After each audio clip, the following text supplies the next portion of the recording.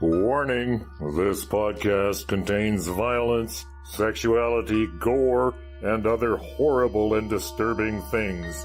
Listener discretion is advised. Also, the hosts of this venture are ignorant dipshits, so please do not take anything they say as fact. And enjoy the show. Now, are you sitting comfortably? Good. Then we'll begin. Today we had 15 homicides and 63 violent crimes, as if that's the way it's supposed to be.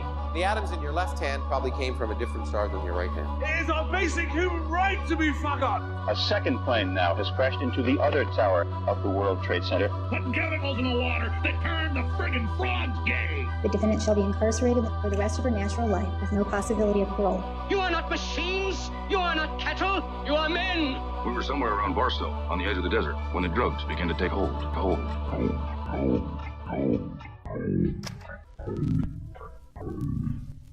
Occultae Veritatis. Hello, everyone, and welcome to Occultae Veritatis. I am Sage Murray. Leon Filger. Say your goddamn name. Oud Gallifrey. And joining us in studio, my husband, Mr. Sage. And our extra special, super awesome guest, Boo. Woohoo! Okay, Boo. Now it's time for What's Your Poison? So, what's your poison?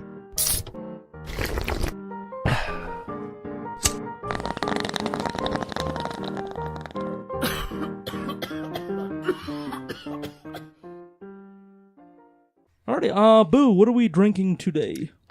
Today we're doing Wickle shots, which is essentially just Jack and a chaser of pickle juice. Ooh. Amazing. That's how we drink vodka in Ukraine. Really? Mm-hmm. With pickle juice? Yep. Well, I know I that thought that was a piece of garlic. Pickled garlic. Well, you can do that too, but I ate a lot of pickles. That's eating a pickle. This is pickle juice. It's different. There's something like that in the liquor store that's literally just like a vodka with, like in Pickles. a old pickle jar. No, well, we have pickle vodka. It's really good with Caesars. Fuller one. Not drinking it. Why not? Have it like pickles or rye. Don't be a wiener. Even I tried the scotch. You should review the coconut cookies.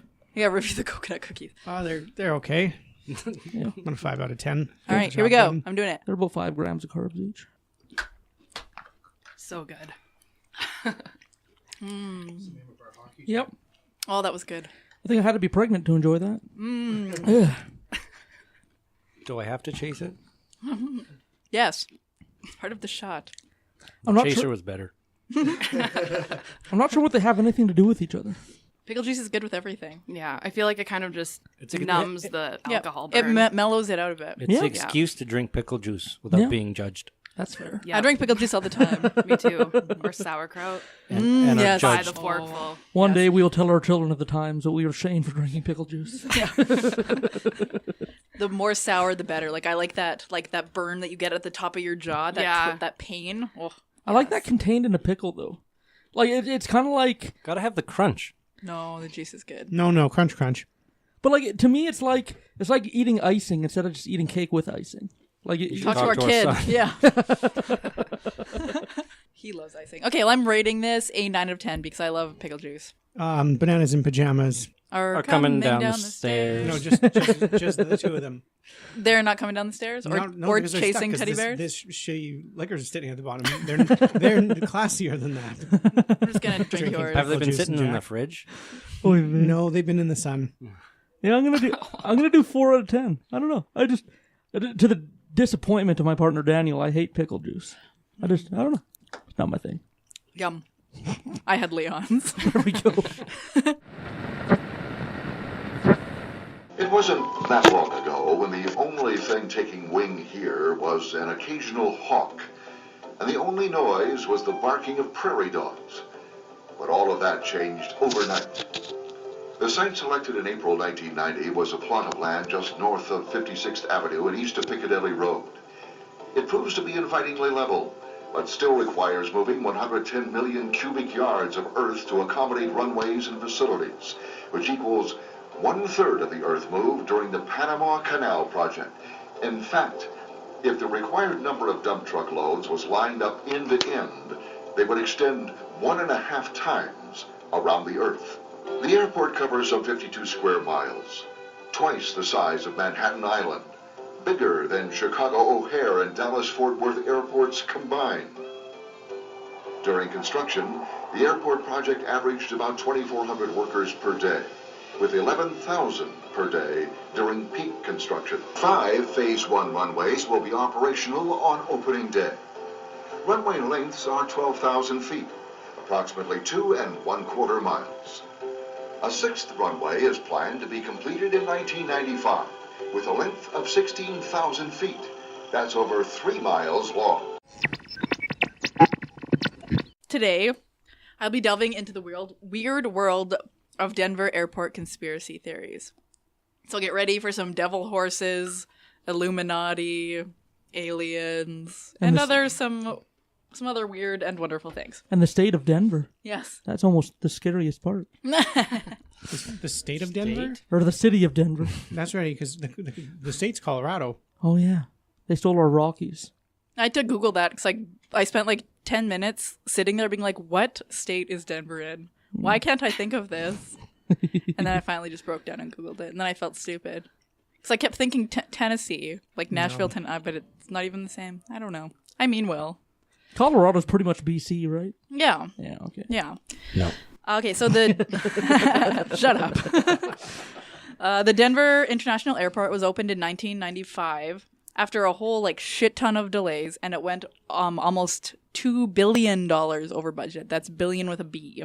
Is that a lot for an airport, though? To go over budget, yeah. It has the second longest runways of any airport in the continental North America. And back in 95, that it was a lot. Oh, yeah. Fair enough. Yeah, and it is the biggest airport in the United States by total land area, and it was rated the 29th best airport in the world and the best in all of the USA. So I figured that we would start with the most obvious landmark of nefarious evil, Blucifer. Blucifer? Yes. Yeah. Okay, so there's this gigantic blue horse statue with glowing red eyes. Whereabouts is this? At the airport. Where in the airport? It's right in front. Yeah. Out front? Okay, that's why I haven't seen it, because all I've done is transfer through there. Yeah, you would have seen it then. So it's called Blue Mustang, which is way less cool than Blucifer. Yeah. But it's by an El Paso-born artist named Louis Jimenez. My father was an artist from the time he was a very young man. He became a sign painter, and I just grew up helping my dad, helping him on his projects. Some of his neon signs were actually sculptural projects. That's a good boy, yes. I learned how to weld at a very young age. I learned how to paint. I learned how to do all that. The fiberglass I began working with in about 1963. This is the belly section here. I had been working with fiberglass on cars. And at one point, I thought I could adapt this material to making sculpture. And it's one of the earliest public art commissions for the Denver International Airport. And it was commissioned in 1993. The statue is 30 feet tall, over 30 feet tall. Jesus. And it's bright blue, made of fiberglass. And like I said, it has the creepy glowing red eyes. So it looks really... Actually glowing or just reflective? Glowing. So they didn't glow. They didn't even make a normal sized horse statue. They made a gigantic horse statue. Yeah, a giant blue horse statue with glowing red eyes. Holy shit. Okay, I'm looking at a picture of it now. Yeah, it's impressive. So just to give people out there listening, I guess, a visual description, this horse is on its hind legs, rearing up. It has glowing red eyes, and like Mr. Sage Murray said, they're not reflective. They're actually LEDs implanted in the eyeballs, and the body is kind of a smoky blue, and it has these deep red veins all over its legs and all over its belly, like it was just finished pumping iron at the gym. All these veins are just popping out of it, and it really does look imposing. Sorry, in 2006, the artist was actually killed by Blucifer. Part of it fell off and severed the artery in his leg and he bled out. So that halted production for a minute. But then it since was finished by his friends and family members, which is cool, I guess. Yeah, but it's a warning to all artists out there. Yeah. Your art will kill you. It was finally completed in 2008. The horse is supposed to represent the wild spirit of the old American West. But obviously it's come to... represent death and killing artists. I just want to know the thought process behind putting not only glowing eyes, but glowing red eyes into it. Glowing red eyes. Lots of people have their own conspiracy theories about the sculpture. And some actually even believe that Lucifer will provide like a transportation hub to the four horsemen of the apocalypse, which is basically gleaned from a book called The Montauk Project, Experiments in Time by Preston B. Nichols. So this dude, he basically described seeing one of the four horsemen of the apocalypse during his time working on the Philadelphia experiment, which are invisibility experiments that supposedly led to the teleportation of a full ship and crew. Maybe this I'll do sounds another. like a Ghostbusters episode. Right? Yeah. It is 100% like a Ghostbusters episode. Like, didn't they actually make a movie of this where the guy comes out of the painting? Yeah. But I thought dark satanic magic was supposed to be like clever and like subtle instead of like, okay, to summon the four horsemen, we're going to need a 30-foot horse. A 30-foot literal horse. How better to hide it, though? In plain sight, right? Of course, yes. Because I think I want to call bullshit immediately on him, so they tricked me, right? So this guy Nichols, he claimed that he had accessed repressed memories from the experience. Oh. And pretty much the only connection is that the cover of the book, the horse on the cover of the book looks quite a bit like Lucifer, except it's not blue, it's gold. Does it have glowing eyes? No. Oh. No. It's just a gold horse. If it was a gold horse, it would have been stolen by now. It was a blustery spring afternoon at Denver International Airport. Conditions seemed fitting for the formal dedication of DIA's newest public art piece, Mustang. It is a sculpture of action and power which symbolizes where we are headed and what we love about Denver in the West. Freedom, a sense of wilderness, natural beauty, and most of all, determination. Mustang was the final work by internationally renowned New Mexico artist Luis Jimenez. The sculpture was completed and installed posthumously, serving as a tribute to the artist's life and body of work. Not only is it his largest sculpture, but I think it's also his most powerful sculpture in that sense that it has so much energy that is controlled within it. While not everyone has expressed that they are fond of this aesthetic, no one can deny the strength of this statement. It will forever incite dialogue, provoke dialogue and discussion. Those eyes are what put the wild in the Wild West. The 32-foot fiberglass and steel structure now stands in the median of Pena Boulevard near Jefferson Terminal. The bright blue rearing horse with lighted red eyes welcomes visitors and passengers to DIA. Many times those eyes are perceived as warding off evil spirits. And certainly if there's one place we want to make sure we have no evil spirits, it's right close to an airport. This is a beautiful piece of work, and it will forever be a part of the fabric of our airport and our city.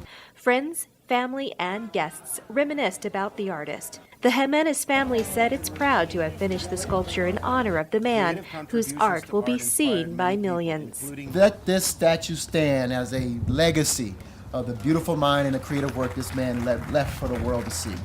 And we are proud here at DIA to have this symbol mark our entrance. Thank you. Next, we're going to go on to the Freemasons. Ooh. There's a dedication plaque near the airport south entrance, dated March 19th, 1994, which is the day before my birthday, because my birthday's the 20th. When's your birthday? March 20th, 1987. Okay, we're gonna have to use next year. We're gonna have to use that to get some Patreon subscribers. Oh, yeah. Give me birthday gifts. So it contains a time capsule and bears a symbol of the Freemasons, as well as a reference to the New World Airport Commission. It's also been reported that there have been sightings of strange markings, which is supposedly indicating some sort of a secret alien language. Oh, goody. So while the Freemasons are a legitimate and historically cloistered organization, there's no evidence to suggest that they had a hand in ongoing planning or anything in the airport. There's lots of anti-Masonic conspiracies that date back more than a century. They were the time marker to be opened in 2094 contains coins, a signed opening day ball from Coors Field, Mayor Wellington Webb's sneakers, and a few Black Hawk casino tokens. Oh, goody. So it's just basically full of like random crap that they're going to open in 2094. The New World Airport Commission was named by Charles Anbaster, who was a big artsy patron guy, and he died in 2010. And the name is a reference to Dvorak's New World Symphony. Is he the fellow with the keyboard? I don't know. You can probably find a song. A guitar? There it is. I found it. It's not a guitar. It's not a guitar. New World Symphony is like a legit symphony song. So they basically the commission was only created to orchestrate the opening festivities, and further, those strange markings that I mentioned are basically just Navajo language characters and reference other airport artists. Is this done in disappearing and then reappearing ink or something? No, that would be cool though. So they thought it was dark Masonic symbols, but it was just Navajo language? Yeah, it's just the Navajo language. So it's not alien symbols. Like, the Navajo are a people that are indigenous to the area. So it's just a bunch of dumb fucking white people who can't read Navajo. That's basically what everything boils down to, just a bunch of dumb fucking white people. Next, there are a bunch of weird-ass apocalyptic murals all over the place. So there's one in specific by an artist named Tanguma, which looks super creepy, and it looks all full of death and weird. It actually tells a hopeful story of peace and environmental stewardship. What's the name of the painting? Children of the World Dream of Peace. For my first analysis, I'll be examining Children of the World Dream of Peace. At first glance, this mural seems rather disturbing. With an authoritative soldier holding a rifle and stabbing a dove, one may begin to question the true intention of this painting. The painting has garnered quite a bit of negative skepticism, as some believe the gas mask and dying children suggest some sort of apocalyptic future. Tanguma defends his piece by stating, quote, "This refers to dehumanizing conditions oppressed people strive to overcome, such as poverty and homelessness in our cities, the destruction of the environment, racism and exploitation, or any unjust conditions. With this, the painting is better understood as an embodiment of the atrocities of war, perhaps something that people turn a blind eye to." The initial mural actually rotates, revealing this more peaceful manifestation of diversity. Tanguma wants his viewers to interpret the multi-dimensional mural as a reality that can ensue if tyranny no longer has a place in society. This mural paints a more optimistic future, where Tanguma believes peace and diversity can conquer evil.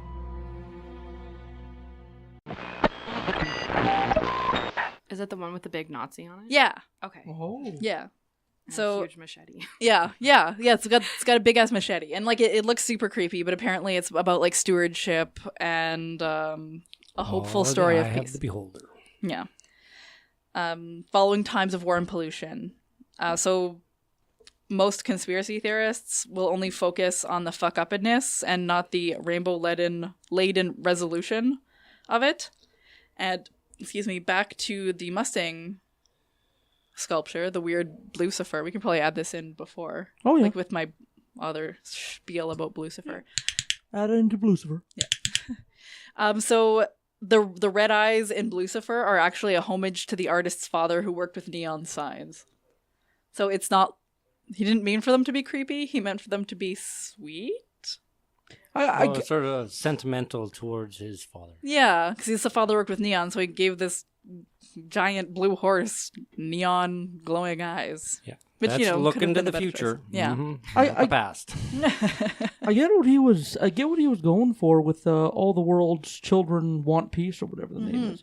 But if you just were to see that painting, you'd think what the fuck is happening with this weird ass painting? Yeah, Wait, I feel like without context, or context is just. Or if you're just walking by and I'm running, but there's a giant machete skeleton. Yeah, that's not warm and fuzzies for everybody else. No, machete skeletons aren't usually warm and fuzzies. And dead gray Nazis on the floor. And yeah, surrounded by the world's children. I mean, it's a little weird. It's kind of awesome though. Oh yeah. So there are also a bunch of gargoyles, which people think are weird, but I'm sure everyone knows, they're basically historically used as a decorative yet functional downspout to get water away from your house, and also longtime symbols of protection to ward off evil spirits. So the gargoyles in the Denver International Airport are actually popping out of suitcases and stuff. It's pretty cute and whimsical. Oh, yeah. You know? All right, next. There are secret bunkers. Ooh. So, hidden beneath the airport's underground baggage transport tunnels is a secret bunker, or a series of bunkers, designed to house billionaires and global political elite in the event of an apocalypse. Lizard people and evidence of aliens are also thought to be lurking down there. So that clearly isn't true. No, that's what's guarding them. What kind of What kind of furnishings do you need for a lizard person apartment? Do they need like a stagnant pool of water to soak in? I've got a friend who just adopted a salamander. Yeah. And you just need like maggots and rocks and a heat pad and shit. Okay. Yeah. We used to have lizards. They're wonderful pets. Don't they need a certain level of humidity too? No, man, they can grow in Canada. Oh shit. Okay. Yeah, so accommodating lizard people wouldn't be too hard. I found some at my house when I was young. Yeah, they're here. You found some in your house? So get used to Yeah, it. around the house. Salamanders? Yeah. Where did you live? South Current. Yeah, that's where they live. Oh yeah. Yeah, my dad. Well, they're not like in fucking Stanley Mission. Anywhere there's standing water, really. Crazy. So the. I don't know. Every day, on their way to catch a plane at DIA, thousands of people walk over it. And they don't even know what's going on right underneath them. I wish I did. No, I have no idea.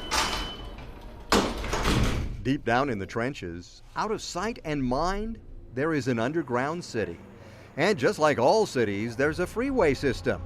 In this case, full of tugs, carts, and sometimes chaos. This is one of two 7,000-foot tunnels under DIA. It is huge down here, more than 1 million square feet of space. And just over that wall, well, that's the train that you take. It reminds you of an actual freeway system. There are all kinds of signs posted and speed limits to follow. DPD actually patrols down here, and they actually give out speeding tickets. And just like driving the freeway, if you get lost, well, sometimes you get really lost. You come down here, and if you don't know where you're going, you can literally be driving around in circles for hours. Went down, took a left instead of a right, then made another left, another right, and I'm over on the Seacon. The reason there are so many tugs and carts is because of this. You may remember the airport tunnels as the home of the touted super-duper state-of-the-art automated baggage system. It was used when the airport opened, but never really worked very well. And even though United used a form of it until 2008, it is abandoned now. A looming framework of neglected metal, tracks, belts, and hopes. I think it was state-of-the-art for its time. It simply cost too much to maintain, and it wasn't feasible to keep long-term. Is there a secret city down here? Well, there's certainly a city of people working, but it's not a secret. What about a military complex? No military complex. Never seen that? Have you ever seen them do psychological warfare testing? Never seen any testing like that. You know, a lot of people think there's an alien base. You know, people think that. I've never seen any little green men walking around. Contractors that originally worked on the airport, which went, as I said, went like $2 billion over budget and opened way late. Yeah. They supposedly saw evidence of these bunkers and unexplained tunnels. Was Brad Wall in charge of this? Wah, wah, wah, wah, wah, wah. Yeah. Local Saskatchewan politics. Yeah, that's a pretty niche market. So they also saw alien drawings on walls, and blurry footage of lizard people has appeared on conspiracy websites. Oh, goody. So the facts about what happened are roughly 1,000 people work in these underground levels using the tunnels to bring baggage back and forth between planes and baggage claims, which has a pair of 7,000-foot-long tunnels that run kind of alongside the airport's underground trains to get you hither and yonder through the airport. Hither and yonder. Yeah, you heard me. My upper lip is sweating. I have like a sweat mustache. Okay. So that's basically the reason that they have these tunnels. Yeah. And over the years, like, personal touches and graffiti have been added. So they've added, like, smiley faces and, like, pictures of aliens. Those are just, like, regular assholes that are working a minimum wage baggage chucking job that have done it. If I worked baggage claim and I didn't give it, like, I would draw on the walls. Why not? Nobody's ever going to be down those tunnels. Yeah. If I was a pilot, I'd probably go down there and do it too. I took a no smoking sign off the wall of the inside of an airplane while I was working for Air Canada. Oh, yeah? It's still on my wall at home. No smoking. There you go. It's in Braille, too, just in case. That's fun. You should use that as, like, a platform to roll joints. Is it within reach, though? Yes, it is. Okay, good. At waist height. A child or an adult could reach it. Very good. Wonderful. Glad you're so concerned about that, though. I appreciate that. He was very concerned. Safety first. So the reptilians that have been reported are basically just a bunch of assholes that work in the airport that put on lizard masks and run around when the media is there as a prank, just to like fuck with people. Okay, have they started doing the horse head? Because that's probably a lot more readily available right now. Yeah, the horse head is pretty readily available. Maybe they'll have horse people next, and that's what we'll hear about. Well, yeah, because it's out front, so why not underneath? Mm-hmm. Yeah. Just a fleet of minotaurs going in. Yes. I like that. Tours? Tours. Guided tours? Guided minotaur. It's just a small tour? Yeah. It's just a mini tour. 5 minutes. The pun is doing the legwork on that joke. It is. The pun is doing the legwork on that joke. All right, so next we have Nazis. Ooh. All right, so... I shouldn't be so excited. Woo! Nazis! So the Denver airport's location, which is approximately 25 miles away from downtown, it has a kind of really roughly swastika-shaped runway configuration. It does, yeah. But you have to squint. Squint. But everyone's pulling out their phones now. It does kind of look like a swastika. Yeah. So when I first saw it, without someone having suggested swastika to me, I saw it and thought swastika. Oh, really? Yeah. Okay. I didn't really think that when I looked at it. Mm-hmm. So the history of that is like Nazi conspiracy theories are clearly one of the most popular online for the last 20 years ish. We got a picture. That's a fucking swastika. It's a swastika. I think it's a This one swastika. looks more like it. No. There you go. It's like a lazy swastika. Hardly. I think it's a swastika by convenience, though. I think it's just a convenient way to lay out runways and taxiways and all that. So yes, obviously they the Nazi conspiracy theories are super popular online. Recently, the Denver International Airport has kind of started embracing all these weird conspiracy theories and being super not the Nazi ones. Okay, they've been really tongue in cheek and we got reptilians, but they have not fed into the fire of the Nazi ones. Yeah, that would not be right. But obviously, some people. I'm sorry. I'm sorry immediately. So obviously some people kind of see that as a sign of their validity because people aren't talking about them. Oh, yeah. Because that's what conspiracy theorists like to do. Yeah. A head person at the Denver International Airport said in response to a question about what made the cut for the exhibit, they're doing a conspiracy theory exhibit. Oh, good. He said some things are worth debunking, others aren't. So basically they're just fuck that Nazi theory, that's stupid. Yeah, that's a fancy way of saying I'm not paid enough to deal with this shit. Mm-hmm. Yeah. Well, you can really tell that the people at the Denver airport are really playing into it for maybe marketing reasons or whatever, because I think in either 2010 or 11 they actually erected a statue of Anubis, the Egyptian god of death, at the airport. Every time you go to the airport, you can't miss this guy, the blue horse with the beet red eyes staring at you as you drive up to the main terminal. Well, now he's getting a friend. Check this out. It's Anubis, also known in Egypt as the god of death. And now it's hanging out at the airport. Fox 31's Kim Posey joins us live tonight from DIA. Kim, we'll start with the obvious. What were they thinking putting the god of death at the airport? Well, Ron, the statue is here paving the way for the King Tut exhibit that's going to be coming at the end of the month. The statue was erected right here on the south side of the terminal earlier today, and a lot of people are really excited about it. But some find it a little bit odd that the Egyptian god of the dead would be looking in on an airport where some people are afraid to be anyway. It's not the pyramids, it's DIA. That's an interesting image to have here at the airport. A statue of Anubis, the ancient Egyptian god of the dead, is going up here ahead of the King Tut exhibit. I wanted a picture of that. Art enthusiasts are really excited. He's here to pave the way for King Tutankhamun's treasures to come to the Denver Art Museum. But some travelers aren't sure if they feel more or less secure at security, with Anubis looking in. If it's the god of death, I wouldn't exactly be putting it out in front of the airport. For some, I don't like flying to begin with. It's just not very reassuring. It's kind of weird, especially being at an airport, you know, bad voodoo. DIA already has the sculpture of the big blue Mustang with the glowing red eyes. It scared me. I was kind of scared. The statue fell on its creator and killed him, and some affectionately call him Blucifer. What do we call it? A demon? Now this latest edition of artwork could challenge the horse's notoriety. Definitely an odd choice. He may be the god of the dead, but this jackal-headed statue doesn't have glowing red eyes, and lots of travelers were actually really excited to see him. I like it. So basically it looks like a rotating fan-shaped design, and that allows for optimal takeoff into and against the wind from different directions depending on weather and traffic patterns. Yeah. Just for the people that are listening instead of, I guess, having their phone on and watching, you can picture the airport in the middle, and then the taxiways go off, and then at 90-degree angles, the runways go off of them. So it looks kind of like a swastika, but it's a logical way to outlay an airport. Yeah. And it's a stretch too.